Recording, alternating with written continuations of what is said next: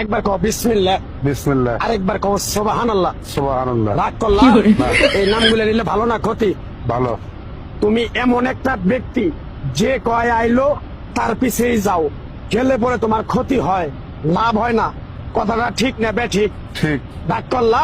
না। যখন তোমার কাছে টাকা পয়সা থাকে তখন তোমার আপন বন্ধু বান্ধব, কাছের মা বাবা মা থাকে। যখন তোমার কাছে টাকা পয়সা থাকে না, তোমার আত্মীয় স্বজন কোনো বন্ধু বান্ধব তোমার কাছে থাকে না। কথাটা ঠিক না বেঠিক? ঠিক। রাগ করলা? আবার সেম কথা। একবার কও বিসমিল্লাহ, বিসমিল্লাহ, আরেকবার কও সুবহানাল্লাহ। সুবহানাল্লাহ। রাগ করলা? এই নামগুলো নিলে ভালো না ক্ষতি?